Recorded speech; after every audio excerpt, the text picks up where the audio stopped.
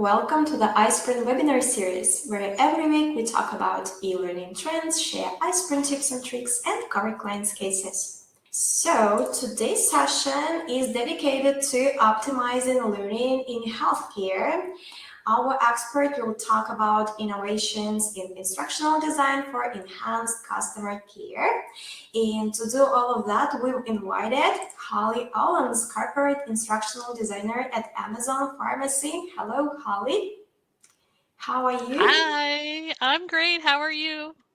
I'm great too, thank you. Great. I'm ready. Let me get my screen shared here. Can everyone see my screen okay? I can sit. All right. Yeah. You might see me look in different places because I'm having the chat over here, the presentation over here. But here we go. I'm really excited to do this presentation in partnership with iSpring about optimizing learning in healthcare and talk about innovations in instructional design to enhance customer care because our customers are definitely at the front of every decision we make and all that we do in the healthcare industry. So, my agenda for today, I have 4 different areas that I want to get through with you as far as this presentation goes. We're going to do an introduction. So, I'm going to talk a little bit about myself and instructional design. And then we're going to go into what is instructional design itself. So, give you a little bit of background about how instructional design works. Then we're going to talk about instructional design in healthcare. And then I want to share some best practices and resources for you so you have some takeaways from the session today that you can use when you go back to your respective positions. So, one thing that I want to point out, and I did a little bit of research, is that by the year 2030, there will be a global shortage of 18 million healthcare workers. And this is from the World Health Organization. And the reason I'm sharing this statistic is because this is important to know. So, when we're training people, we want to make sure these experiences are good for those who are engaging in our learning experiences. 18 million is quite a bit of a shortage. And I think that we can deter some of that by training people who we already have on staff, people who are coming in and onboarding them. We can use instructional design to our advantage when it comes to helping with things like a global shortage of healthcare workers. All right. I like to poll the audience and get an idea of who you are. So I use a tool called Slido. So please let me know where you are, what you are currently doing. Are you an instructional designer? You're going to go out either to another tab on the web or grab your cell phone and you're going to go to slido.com and you're going to type in the code and tell me, are you an instructional designer? Are you IT support? Are you some sort of administrator? Are you a healthcare professional, LMS admin, content creator? Are you a subject matter expert? So are you somebody helping develop the content that the instructional designer is going to be using? And you might be more than one of these. So you can definitely pick more than one if you'd like to. So it looks like we have quite a bit of my fellow peers in the room. We have instructional designers, which is awesome. I love it. I love it. I love it.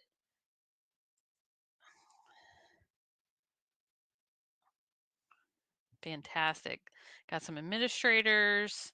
Definitely people who are SMEs. I would 100% expect that to be the case. All right. So we got content creators, we got instructional designers, LMS admin, and healthcare professionals making up the majority of the audience. So I'm really glad you're here for this session. Um, Before we jump into all the things that I have planned for this session, I want to talk a little bit about myself and my experiences in healthcare, instructional design, and my travels from, how I landed at Amazon. So I started out my career as a high school teacher, and then I transitioned into higher education, instructional design for about 10 years. So I did quite a bit. I worked in various university system of Maryland institutions like UMBC, Coppin State. And so I know a lot of people in Maryland. I'm a native Marylander.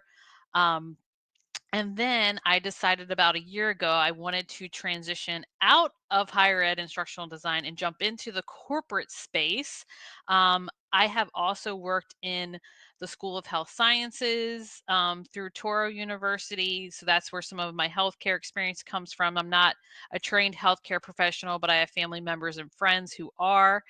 And then I found my role at Amazon Pharmacy. So right now I've been at Amazon Pharmacy for about a year, and I am loving it. It's a fantastic role coming into pharmacy and learning about all the different things that we do for our customers, aka our patients, and figuring out how to take my knowledge of instructional design and make the training experience for those who are serving our customers the best possible. So I'm really happy to be here with all of you today and talk about those experiences. All right, so customer care and healthcare. We understand that the healthcare industry is definitely one that is patient centric, and we're working on building that trust to improve the healthcare outcomes, reduce errors like medically related events, and really develop this positive reputation around ourselves and our in the places that we work, and then prioritizing the patients and giving them you know a strong relationship with us, and again that trust comes into place. And also too, through working at pharmacy and just being around the healthcare industry, we definitely have to keep in compliance with some things when it comes to not only instructional design but different types of accrediting bodies. I know that pharmacy has URAC, which is an accrediting body that certifies us, that says we can do the things that we do. So making sure that we are focused on being ethical, we are meeting those requirements, and then we have the overall healthcare experience be a great one. So I know I'm talking to people who know all these things about what should be done in healthcare and how we need to develop these strong relationships with our customers and making sure they feel like they're being well taken care of, whether that's through getting their medications or if they come into the hospital or they come into our practices. How does that routine look and how does that go? So definitely a customer centric industry for sure. All right, so a little bit about what is instructional design. um, I don't know if the audience has heard of the term instructional design, so I want to get a little poll going about what is instructional design. So if you want to put in, this is a word cloud question, so you're going to see words pop up on the screen. So what word or words come to mind when you hear the words instructional design? So if somebody walked up to you on the street and said, instructional design, what's the first thing that pops in your head? So I see some people are typing, which is awesome. Animation, ooh, fancy. So the fancy stuff like doing stuff in iSpring, learning objectives, creator, training courses, tons of instructional designers in the room, course development, curriculum, visual, love it, developer, interactive. That's so when it comes up bigger, that means more, like a lot of different people have typed interactive. So I'm glad that you said that. Interactive is definitely an important learning experience for people to have when in the healthcare industry, when they are going through some sort of training to do different things. Creator, ADDIE, yay! Somebody mentioned ADDIE. That's great. Instructional designers in the room. I love it. Creativity. Yeah, if you've ever worked with an instructional designer, you know that we have very creative minds and we want to make things as beautiful and as seamless and wonderful for learning experiences. And many of us, and I could probably ask this question in the room, are many of us are former educators, so we come from a space where we definitely focus on that that learning experience. Okay, so let's talk a little bit about what instructional design is. I know there are instructional designers in the room, but for those of you who aren't instructional designers, instructional design in itself is this systematic process of creating effective, when we can talk about what that is, in engaging learning experiences. So when you're talking about that interactivity, we want to make sure that people are engaged in the learning experience, that it's not boring. We don't want to go through and just click through slides and get to the assessment. We want people to learn something. We want there to be some sort of behavioral change. So as an instructional designer and thinking about instructional design, you really have to analyze what the needs of the learners are and then start developing your instructional materials around that, and also your assessment. So a lot of the time we'll use things like backward design, ADDIE, which I'm going to talk a little bit about, to ensure that we are taking the person from start point A to point B and they're getting the best learning experience possible. So really, as an instructional designer, I aim to like optimize the teaching and the learning process across a whole bunch of different topics and subject areas. So instructional design can be applicable in all areas, not just in healthcare, but there's education, there's corporate, there's freelance, there's government. So there's a lot of different areas where instructional design can be employed to, develop these training experiences. And if you think back to your own experiences, um, maybe something with onboarding and instructional designer design. So just think about those places where you've gotten trained, and things that you've had to do in order to fulfill like accreditation or, getting certain CEUs, those sort of situations. So that's instructional design in the simplest form that I can explain it. And we really do focus on the outcomes. Like, what are we trying to do here? All right, so somebody mentioned the ADDIE model in the word cloud question. So again, instructional design is this system, but we do use something majority of the time, and this is across industries. This is one of our theories, one of our models. We use ADDIE.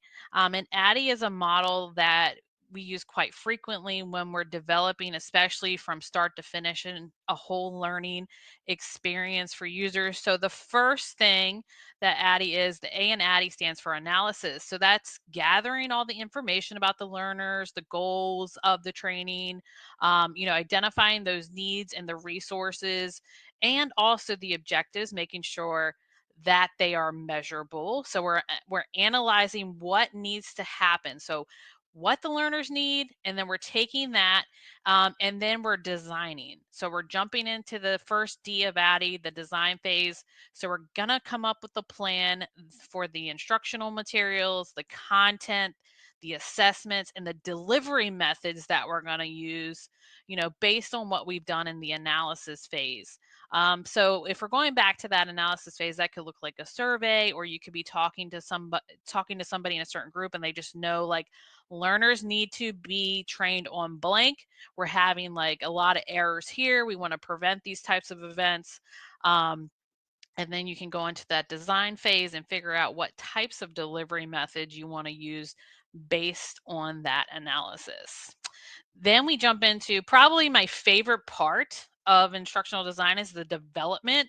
So you're actually creating the materials, you're creating the experiences, whether that's a presentation or that's activities, the assessments, and you're doing that all according to this design plan that you had come up with. And in this process, it's not just the instructional designer working by themselves. I want to point out that there's other people involved. So there's SMEs, there's subject matter experts that are involved. So that could be a nurse, that could be a doctor, that could be somebody, a pharmacist. You're working with them to make sure that the content is accurate. And as you're designing it, so you're using that content and incorporating these activities, everything is up to date for the learning experience. Then after you go through the fun of development and using those tools, things like iSpring to do like maybe some role playing activities, then you're going to go into implementation phase. So that is where you deliver these instructional materials that you've designed, this experience that you've designed to the learners, whether that's through VILT, virtual instructor-led training, ILT, instructor-led training, or through the online platforms that you have at your particular organizations. Um, maybe it's something that's asynchronous with a synchronous component. So you're really putting your plan into action in the implementation phase. And then the last phase of ADDIE is evaluation. This is very important because you don't just want to put it out there and then not get feedback. So you really want to assess the effectiveness of your training and what happened, and then also gather data to help you improve future iterations of whatever you have designed. So, as an instructional designer, it's really important for me to take feedback and put that into practice, and go back to those iterations and make the changes needed, because maybe I did something that really, maybe an activity didn't go well, and that's fine. Maybe we can go back and figure out how to make it better. That's one thing I love about instructional design, is that it is something that is very iterative, and you can make changes to it to make it better for the next go round. And that feedback in the evaluation phase is really, really important. So ADDIE as an overall model really provides a great structure, to ensure that our instructional materials that we are providing, working with the SMEs and the stakeholders, meet the needs of the learners, but on the other side of that, also achieve the desired learning outcomes, because we want to make sure we have those in mind too as we're designing those objectives, those measurable things. So when we assess learners, we can really see what they learned, um, as far as the design goes. All right, so let's jump into it. So I think that I absolutely love talking about instructional design in the healthcare industry, because I feel like instructional designers just have this profound impact on what the training experiences are like. And then that trickles down to our customers, our patients, those people we're training, whether they're customer care agents or their nurses or their doctors. We get to help make those learning experiences really valuable. For the learners, and then they feel confident in themselves to go out there and do all the wonderful things that they do, heroes in the healthcare industry, and just take care of the customers. So it's a really great partnership when I think about instructional design, in healthcare.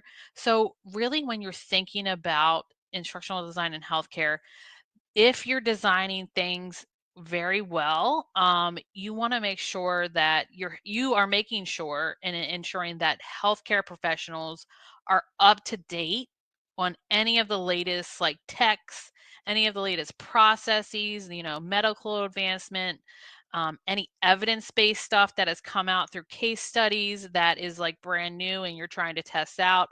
So making sure that you're giving the customer the appropriate treatments and you're not using something that's archaic. So it's important to make sure that you're using that recent evidence-based stuff, and putting it into your training experiences for the customers, the people that you're serving, like I said, whether that's agents, doctors, or RNs. Um, so it's really important to keep things up to date. And also too, instructional design not only keeps people up to date with like latest and medical advances in healthcare, they also can focus on like things like communication, the interpersonal skills that provide that really strong patient and provider relationship, and again developing that trust, and then in turn getting that patient satisfaction. At Amazon and pharmacy, it is safety, and I know this is everywhere in healthcare. It's like our top priority. We're customer obsessed, and we value safety so much. So we don't want to have any of those MREs. So we want to foster that strong relationship and making sure that the customer is definitely taken care of. So when you think about it, if the healthcare professionals have the right tools in their tool belt, and the instructional designer has, and their colleagues have designed a fabulous learning experience, it really creates like a compassion environment full of empathy and then positivity overall for the well-being of our customers. So there really is this super strong connection between instructional design, when we develop the trainings, the education, and any of the professional development that we provide for those healthcare professionals. Some of you in the room. All right. All right. I want you to think about a time where you've been in a training experience. Tell me about a good or bad training experience you've had. Why was it good or why was it bad? And this I'm going to pause here for a little bit so people can type in their questions. Feel free to type it in the chat as well, and I will check that out. Um, so think about a time when you were in a training experience. If you had a good one, why was it good? If it was, let me pull up the screen over here so I can see the chat. If you had one that was pretty bad, oh, reading on the slides, that's like my worst nightmare. I don't like that one.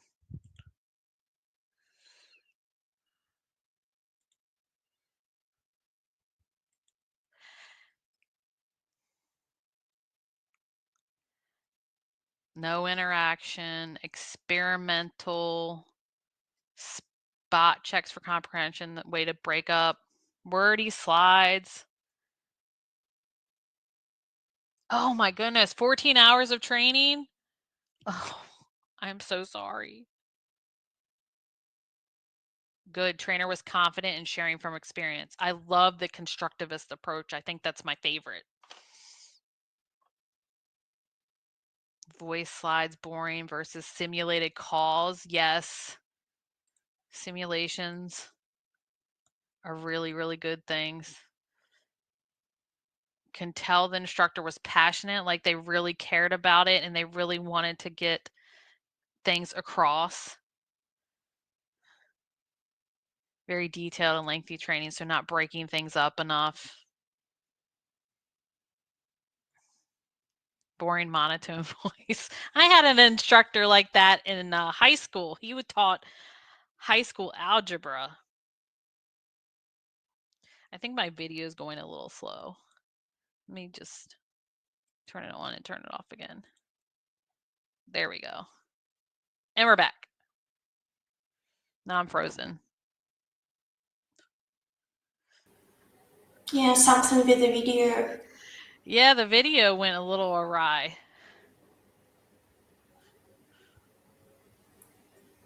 Well, I'll just keep chat. I'll keep the video off for now, but I'll just keep chatting because the presentation's up here. So all good. And then Yeah. I'll turn my video back on when I can.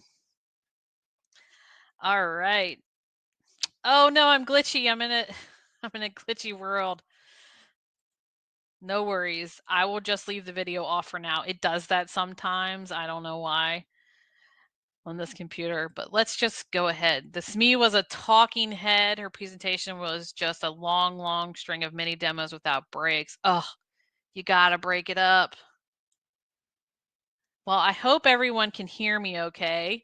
So I want to talk a little bit about like a role-playing simulation and an activity. So this is something you can take back with you if you are thinking about incorporating different types of things into your training opportunities. So role-playing is definitely a big one in the healthcare industry. And I have, when the presentation is shared with you, if you look in the speaker notes, there is a whole example I came up with of a role playing activity for you so that you can take it and use it where you need to. So this is definitely, like I said, something that people use a lot in the healthcare industry, and you can adapt this into different modalities. So this could be in something that's asynchronous where they're going through a particular scenario and they're clicking on different answers, and based off their answer, then they go to a certain spot or they have to go back and review. So that adaptive piece. So you can definitely take that back once you get access to the presentation. And then let's talk about a scenario. So for this particular scenario, and I definitely want your input on this. So there's a doctor, there's Dr. Smith, and there's a patient, Mr. Johnson, and we can say Mrs. Johnson is here as well. And then we have Nurse Anderson. So let's go through the scenario, and then I want to tell you, um, then I want to get your opinion about what happened here and if it was good or bad, and get your take as professionals. So Dr. Smith comes in the room. He's talking to Mr. and Mrs. Johnson, and he's saying, hi, I'm Dr. Smith.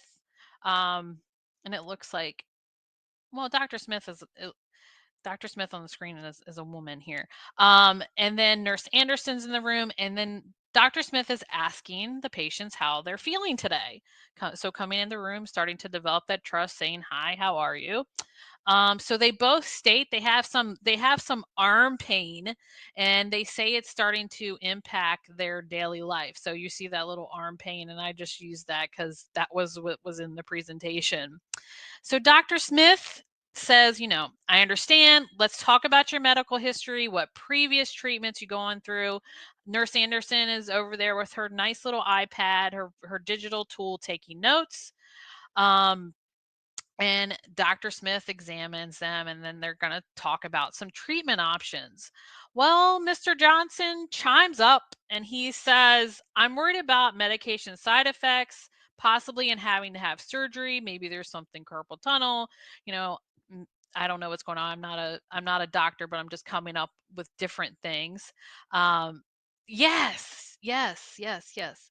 So thinking about like what are the options. So Dr. Smith, Mr. and Mrs. Johnson, they don't want surgery. They want to have, they don't want any medication side effects, and they're concerned about that. So Dr. Smith said they're going to explore some non-surgical options with the minimal side effects. And Dr. Smith emphasizes that the comfort of the patients is essential. And Nurse Anderson chimes in and says, we're here to support you every step of the way. They agree on a treatment plan that includes physical therapy so that they can take care of the arm situation. And then Dr. Smith lets the patients know that Nurse Anderson is going to take care of that scheduling for them. And then they say thank you, and that is what happens. So you can go through this particular scenario with people, you can have people playing the different roles of the doctor, of the nurse, and of the patients. You can have them if you're doing this at like ILT instructor led training. So when we think about this particular situation, as some of you in the room are healthcare professionals, how do you think it went? What was good? What was bad? What could be improved in this particular situation? And the interactions with Dr. Smith, Nurse Anderson, and the Johnsons. So if you want to type some things in the chat.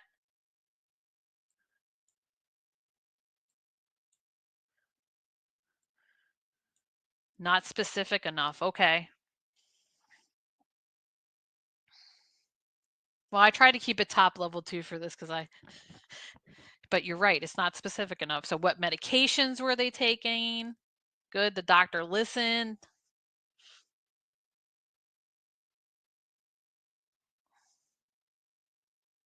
Yeah, me too. I like that. Words with visuals.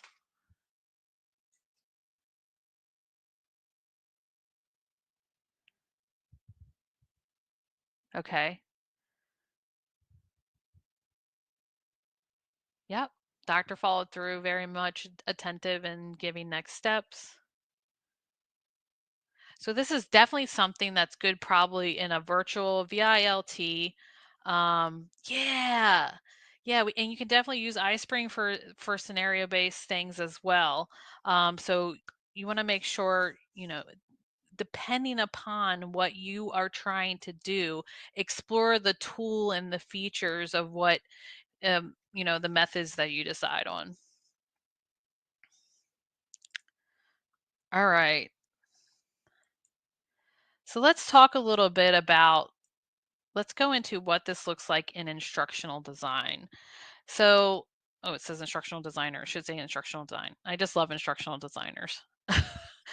So when you're thinking about scenario-based situations, or you're thinking about like, how can I put into practice some different things that are really going to be effective when it comes to the learning experience. So the first one that you want to consider is a simulation-based learning. And I love using these simulation-based things because it really helps the participants act in the role of the healthcare professionals and make decisions based on what's happening. So they're either, like I said, clicking through different things.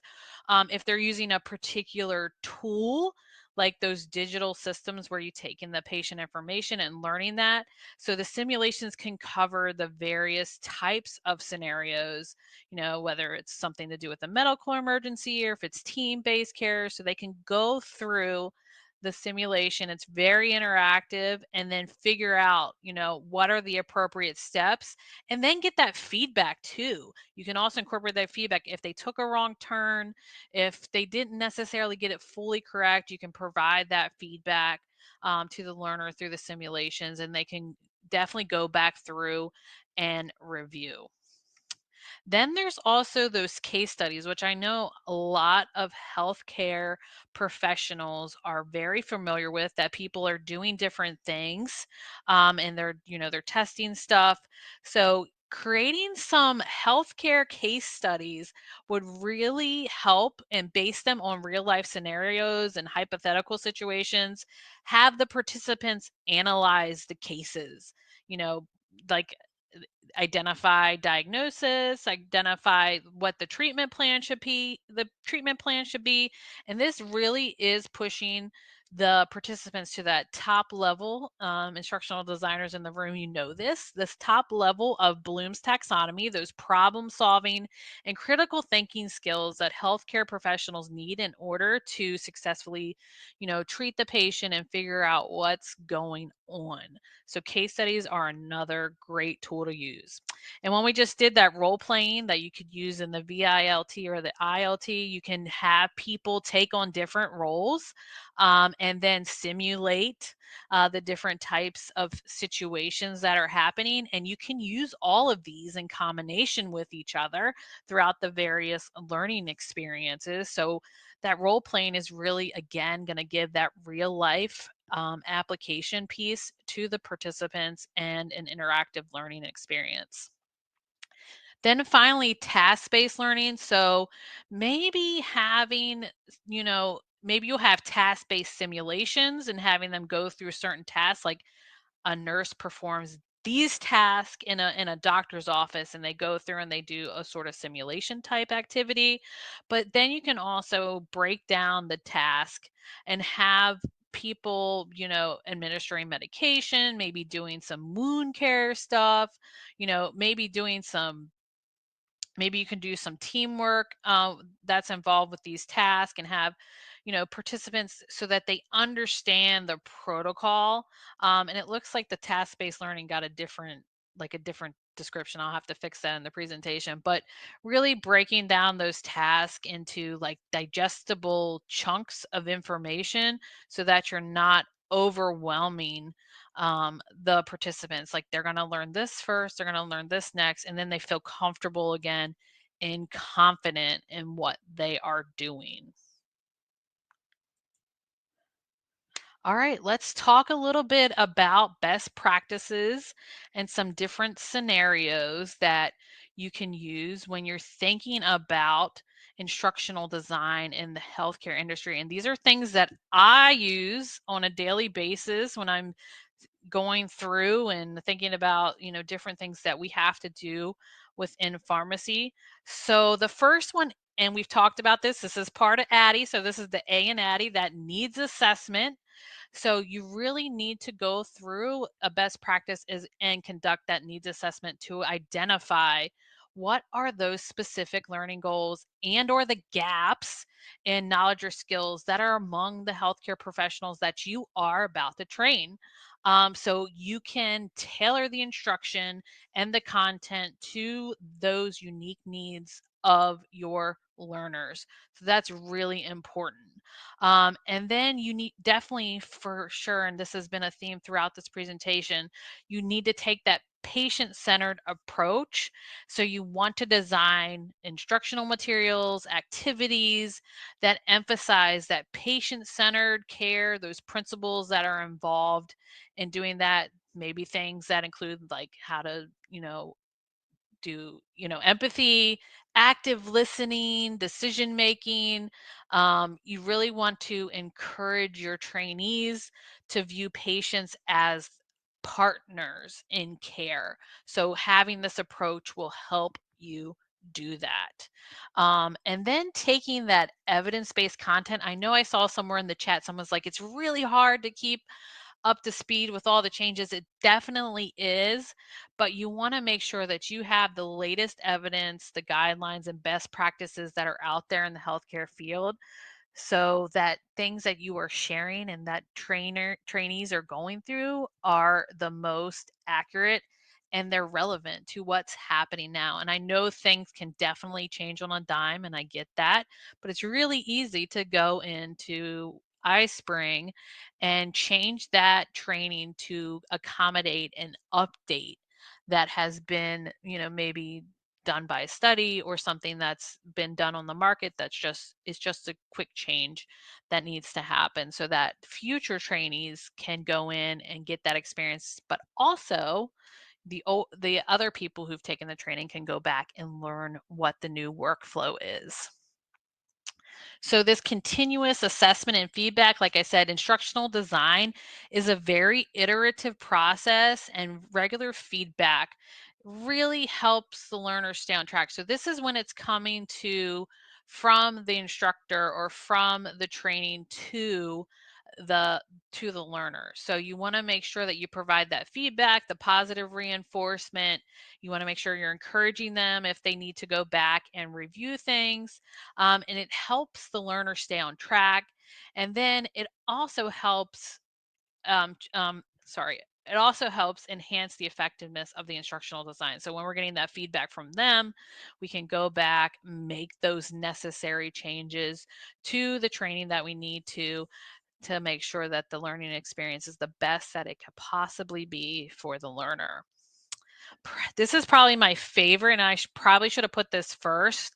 The accessible and inclusive design. This needs to be something that is proactive and thought of the whole time, not a reactive approach to accessibility in our organizations. So making sure that when I say accessible, I don't mean they can just get on the web and get it. I mean that learners with different types of abilities, whether they might be colorblind, blind, hard of hearing, they have different types of learning preferences. So when you're thinking about designing something, you want to make sure everyone can access it. There aren't any barriers there for people to go into, if they have a screen reader, to accessing your simulation. And I know iSpring does a really good job with accessibility things. So make sure that you check that out, making sure that how do you make things accessible to your learners, so that you can create this proactive culture around accessibility. And we know this as healthcare professionals that this is important. We want to make sure that people have not only access to healthcare, but the people that we're training, they can learn about it. So this is really an important one. I'm going to highlight that. Then there's the interactivity and engagement, and then practical applications. Like these to me kind of go hand in hand. So we have, again, those simulations, the case studies, the role playing, quizzes, for the lower level knowledge checks and things you need to see that the learners understand, and then making sure that the learners are able to provide you with, that show you that they can do these things, they can apply the knowledge and the skills in real life scenarios. So it reinforces the learning again and builds that confidence in handling various healthcare situations. So these are probably the six that I think are the top best practices that we should incorporate. There are more um, that are available out there, but I picked the top 6. So, as an instructional designer in healthcare, if you're following these best practices, you're definitely enhancing the quality of patient care, patient outcomes, and promoting a culture of like continuous learning among everybody who's going through these experiences.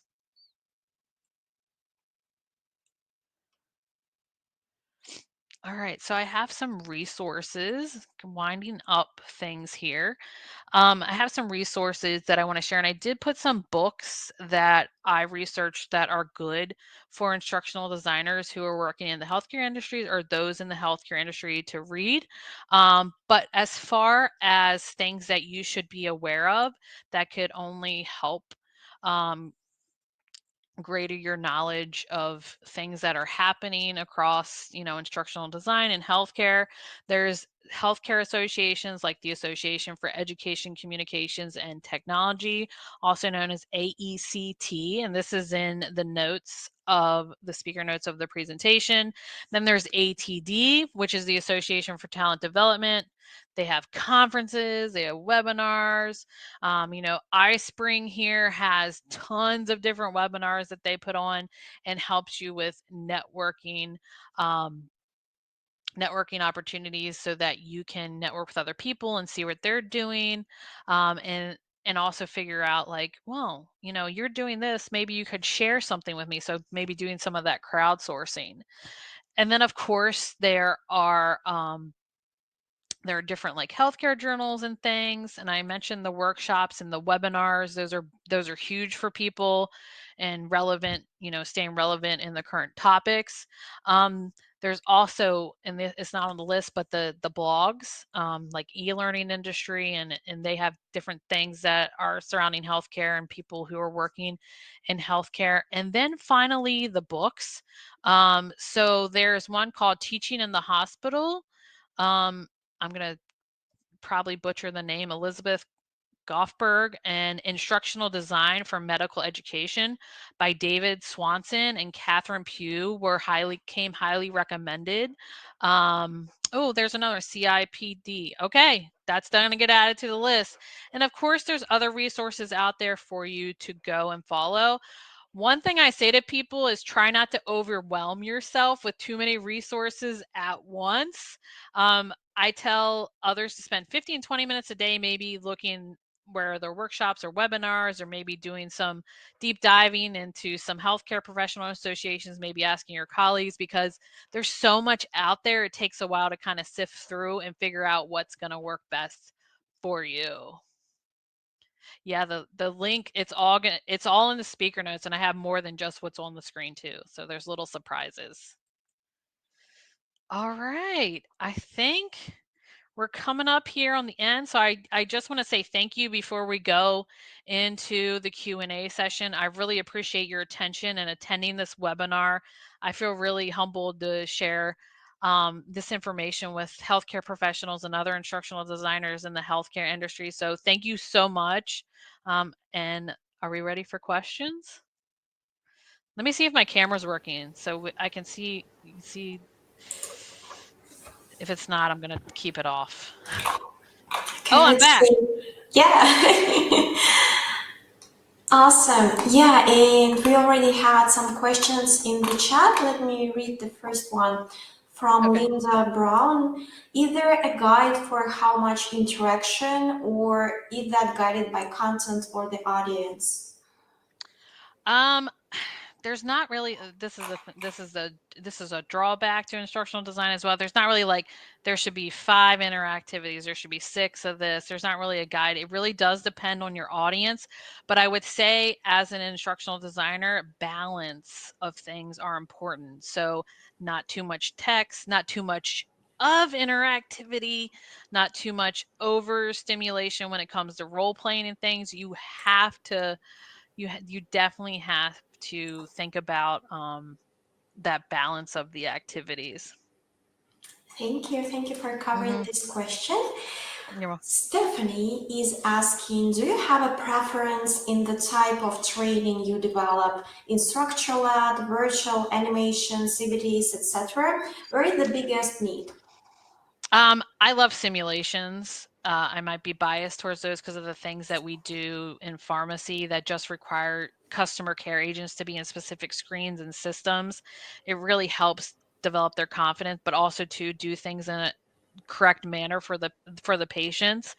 So I do love simulations, but those onboarding experiences like the role playing, I tend to go towards those, and you can do that in iSpring as well.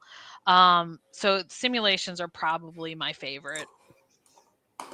Thank you for answering this question. And yes, Yeah. if you haven't used iSpring Suite, I shared a link to a trial version, which is completely free for 14 days. In the bottom left corner, you can just go ahead and sign up and give it a try.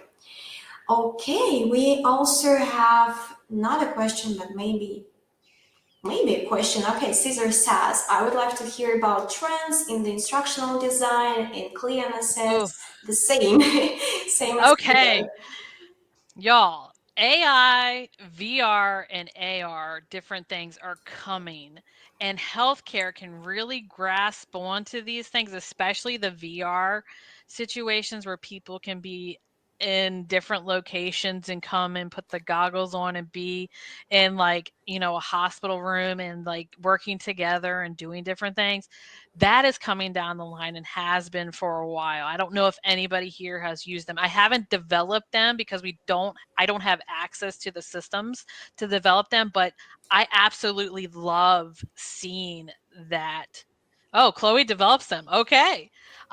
So seeing those things that are happening and then also using artificial intelligence to kind of help guide um, what our learning objectives are going to be or descriptors, kind of cutting that time down. I see that definitely as a trend in instructional design, especially for if you're designing a training experience.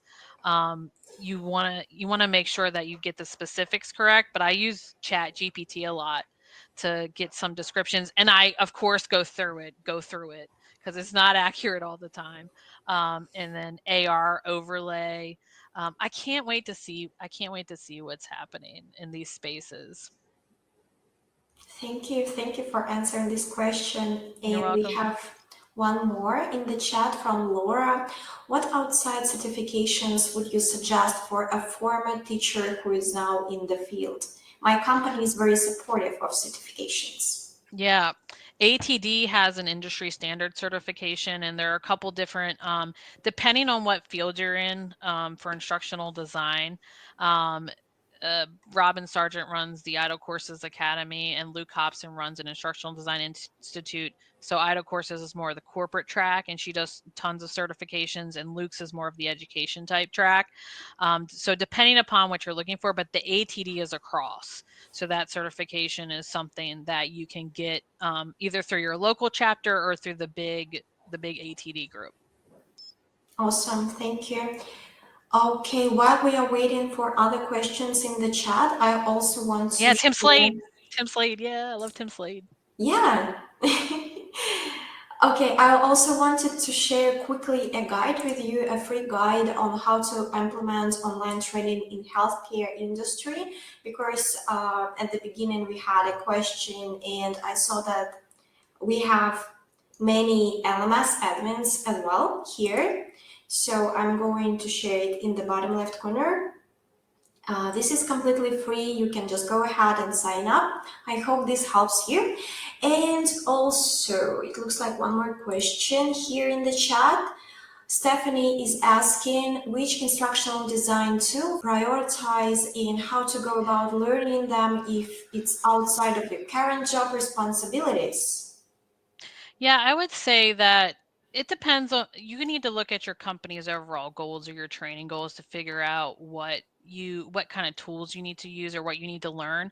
I know SMEs don't necessarily need to understand iSpring and how to navigate all the features in there, but it's good to have that top level knowledge of how it works, because you can come into an instructional design development meeting and talk about, like, well, I saw it does this, how are we going to incorporate this in the training? So It really depends on your company's goals and where they're headed and what direction. There's so many different types of tools out there, so you really have to evaluate which one. And I highly recommend iSpring is going to give you the most bang for your buck in terms of what you're trying to do and the interactives you're trying to create. For your learners. So you would have to probably have a conversation maybe with your team or your boss and, look at the larger company goals and things that you have on the docket for the different quarters. Thank you. Okay, we have two more questions in the chat from Peggy. Any best practice recommendations for asynchronous interactivity? Yeah. So for asynchronous, that getting people motivated for that because they feel like they want to get to the end of the assessment. So you really have to make them feel like they're in this experience, as I like to say. I'm a huge Disney person.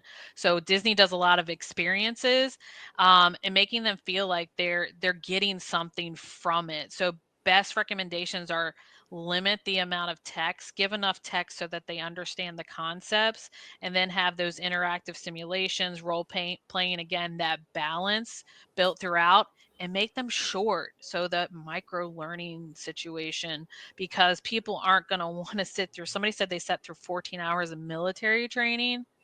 People aren't going to want to do that. So what can you do to make it, short but meaningful in what they need to know, but also adhering to compliance expectations? Great, thank you so much. Also, Gina is asking, would you recommend certification or a degree in ID? It really, again, it depends on what industry you go into. If you're going into higher education or education, they really value academia and they want those degrees. So if you're going for a role, they want to see that. But, like again, certification, the ATD, and ask your company what their expectations are, or if you're job searching, look and see what's out there and what people are writing in the requirements of the position. That will really point you in the direction. I mean, I can say this, everybody on my team is at different levels of, I have 2 master's degrees going for a doctorate, and there's somebody, who just has bachelor's level. So it's different in the corporate space than it is in academia. So you have to figure out what's needed and what the expectation is for the industry that you're in. Right, thank you. And also, we have one more question in the chat. Thank you so much for sending questions and being active.